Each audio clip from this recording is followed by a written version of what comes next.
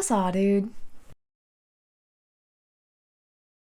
Hello everybody, welcome back to my YouTube channel. I have kind of an interesting case for you today, and it's a little bit longer than my videos regularly are, so I'd like to just get jumped right into it, and let's hope that I don't mess up and I don't have to go through and make a million cuts throughout the video. I've gotten into a really bad habit of cutting out every little dead space where I'm not talking. That's why there's 1,000,001 cuts in my videos. And I think today that I'm going to try my best and I'm going to talk the whole way through and only cut out where I mess up. We will see though. That's the plan right now, but I don't actually foresee that happening. So today, our case is about Rodney Alcala, I think that's how you say his last name, aka the dating game killer. Now, this is a case that you might have heard about before. It has been pretty popular, especially because there's new developments in this case that have happened recently. But starting in the beginning, Rodney was born Rodrigo Jacques Alcala Buquar in San Antonio, Texas. His parents, Raul Alcala Buquar and Ana Maria Gutierrez, are Mexican American. After Raul moved his family to Mexico, he abandoned his family there 3 years later. In 1954, Rodney's mom moved him and his two sisters to suburban LA. Rodney was about 11 years old at the time. He served as a clerk in 1961 in the United States Army, and in 1964, he went AWOL and hitchhiked from Fort Bragg to his mother's house. He blamed a mental breakdown for his abandoning the fort. Now, keep in mind, Fort Bragg is about 2,565.7 miles from LA. So, I mean, not too easy to get from one place to the other. After he went AWOL, he had a test done and was diagnosed with antisocial personality disorder by a military psychiatrist and discharged on medical grounds. Now, I had to look this up because I didn't know what antisocial personality disorder was, but basically the definition is impulsive, irresponsible, and often criminal behavior. Rodney still managed to graduate from UCLA School of Fine Arts. The first known crime that was committed by him was on September 25th, 1968. A person in LA called the cops after watching Rodney lure an 8-year-old little girl into his apartment in Hollywood. When police showed up, the girl had been SA'd and beaten with a steel bar, and Rodney had fled the scene. To avoid the arrest warrant, he left LA and went to NYU and used the alias John Berger. He even studied film under Roman Polanski at New York University. In 71, Rodney got a counseling job at a New Hampshire arts camp for kids using the alias John Berger. Now, I know it sounds like the same alias, but Berger in the first use was Berger, but John Berger at the camp was spelled Burger.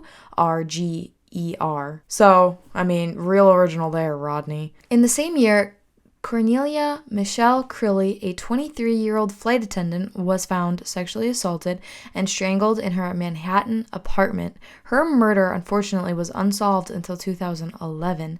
The FBI added Rodney to their list of 10 most wanted fugitives in early 1971. After the poster being up for only a few months, a couple of the kids who were at the arts camp he was a counselor at told the police that they knew who he was. Thankfully, he was arrested and extradited to California.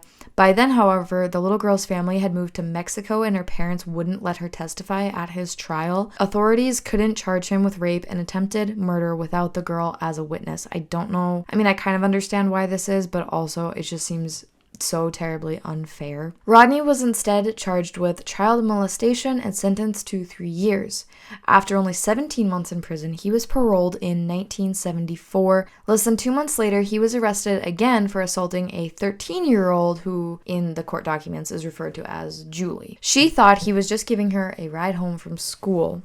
And that, of course, is not what actually, unfortunately, happened. He was paroled again after only 2 years. By now, you'd think they'd pick up on it, but no, not yet. In the late 70s, he would convince hundreds of young men and women that he was a professional fashion photographer and would capture them for his portfolio. It's said that the guys and girls photographed were naked, and there was a lot of explicit photos, and, sometimes people claim, oh, it's for the art, and it's like, no, sometimes you're just a perv. Police are afraid portrayed that some of the subjects are cold case victims. In 78, Rodney was a contestant on The Dating Game. Another man that was also a contestant on the show described him as a very strange guy with bizarre opinions. Rodney actually won the game and a date with the Bachelorette, Cheryl Bradshaw. However, she refused to go out with him because she found him creepy. He was going to take her to a tennis lesson, which seems harmless enough, but knowing what we know about him, that's probably not what they were going to be doing. After the game, Rodney went on to kill at least 3 women. Police speculate that it was because of the rejection from Cheryl. Standardized background checks weren't the thing at that time, so that is something that we need to keep in mind when we talk about this case, I guess. Just because there was something that was very public that he was doing, and you'd think, oh, they should have known he was, getting in trouble and whatnot, but at that time, that wasn't really a thing, checking up someone's background. Rodney was incredibly charming and had won over the talent coordinator, Ellen Metzger. Her husband was the executive producer, Mike, is his name. He had a feeling that Rodney wasn't a good dude, saying, "No darn way was this guy going to be on my show because I thought he had a strange personality. He had a mystique about him that I found uncomfortable." He said this in an ABC 2020 interview. So I guess from what I read, Cheryl was going to go on the date with him, and before she had actually met him in person, when they were on the game, she really liked him and found him very charming, but then when they met face to face, she just was not getting good vibes from him. And then the day of their date, I believe it was, she called the show and was like, "Hey, do I have to go through with this? I don't get good vibes." And thankfully the show was like, "No, it's okay. Don't worry about it. You don't have to go. No one's gonna force you if you don't get good vibes. Don't go." So, thankfully it wasn't like they, told her, "Nope, sorry, he won. You have to do it." And then a 12-year-old Robin Samso went missing somewhere between the beach and her ballet class on June 20th, 1979. Her body was found 12 days later in the LA foothills. Some of Robin's friends told police that a stranger had approached them on the beach and had asked them to take photos. Detectives on the case were passing around Robin's photo, and Rodney's parole officer recognized him. In his mother's house, police found a receipt for a storage locker in Seattle. After searching it, they found Robin's earrings, and they also had found some earnings that Rodney had as well. And in one of the trials, Rodney had tried to claim that it was from what he had made on the show, and the producers were like, no, that was not, sorry. And then he was also kind of trying to say "Oh yeah, the earrings are mine too." And there too, the executive producer, Mike, from the show was from The Dating Game, was yeah, you were not wearing earrings then, so, sorry. Rodney was arrested in July of 1979 and held without bail. In 1980, he was tried, convicted, and sentenced to death for Robin's murder. The verdict had been overturned by the California Supreme Court because the jurors had been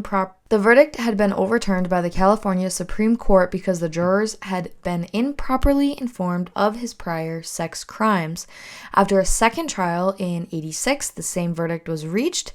In 2001, a Ninth Circuit Court of Appeals panel nullified the second conviction, mostly because a witness wasn't allowed to support Rodney's argument that the park ranger who found Robin's body had been hypnotized by police investigators. While prepping for a third prosecution in 2003, investigators sampled Rodney's DNA under a new state law and matched semen left at the rape murder scenes of 2 women in LA. He was also matched to 4 other women then after that.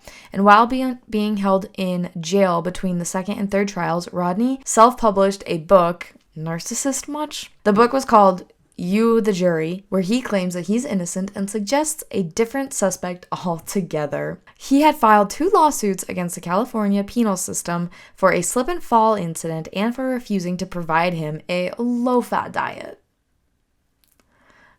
I tell you what, this man. For the third trial, Rodney decided to act as his own attorney. Now, this is also something that we saw Ted Bundy do, and experts say that this says that they are extremely narcissistic, that they think they're smarter than everybody else, that they know more, and that they're more sly and cunning, and that they'll be able to get themselves out of trouble, and that nobody can defend them like they can defend them. For 5 hours, he was his own interrogator and witness. He was asking himself questions, calling himself Mr. Alcala in a deeper voice than usual. He had tried to provide an alibi when Robin was murdered, claiming to have been working at a Knott's Berry farm as a photographer. And after 2 days of deliberation, the jury convicted him on all 5 counts of first-degree murder. Carlee Shapiro, Rodney's first known victim, the 8-year-old girl who had moved to Mexico, was a surprise witness. And in March of 2010, he was sentenced to death for a third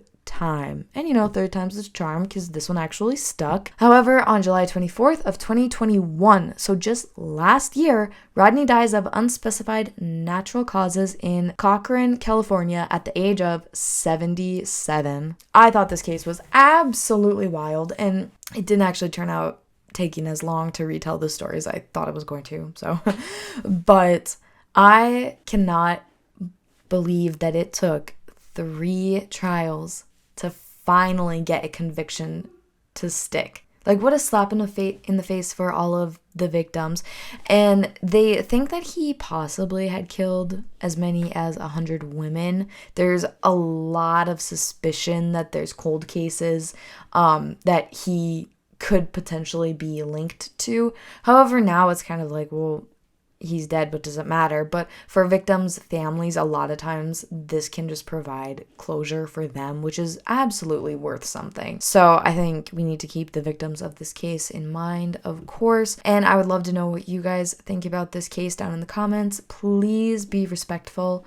You don't know who's going to read comments and who's gone through what, so we just all need to keep that in mind and be very respectful when talking about these types of topics. And also, if you guys have a case in mind that you'd like me to cover, I know I've gotten two of them, I believe. Well, actually, probably more than that. There's been a few suggestions that I am working on, and that those videos will hopefully be out next week, but I really want to know what you guys are into watching and which cases you find interesting. And I got a comment saying that if I don't have the stomach for true crime stuff, I should probably quit now. And I know it wasn't meant in a mean, nasty way or anything, but that comment was in reference to me talking about the Jeffrey Dahmer case and how that I had said that that's not a case that I would cover because I don't have the stomach for it. I think everyone has a case that they just can't handle, and that one, unfortunately, is mine. I know that there are much worse cases than his out there, but for some reason his just really bugs me, and I don't think that I could cover it. So unfortunately, I will not be talking about Jeffrey Dahmer. I shouldn't say I won't be. I mean, who knows? Maybe at some point I'll be like, you know what? Yeah, I'm okay. I've gotten used to the whole idea of his case and it doesn't bug me, but I guess you never know. But that is it for me today. Thank you guys so much for watching my videos. I hope that you're still really enjoying these because I find it very interesting to research and make videos on true crime. So thank you guys so much for watching, and I hope that you come back next week for more true crime Courier videos. Thanks for watching. Bye. Now we do a thumbnail. I gotta get more over to this side, I think. Hello everybody. Welcome back. That is so not how I start these videos. Excuse me. They move. Oh my god. Fuck. I skipped a whole bullet there.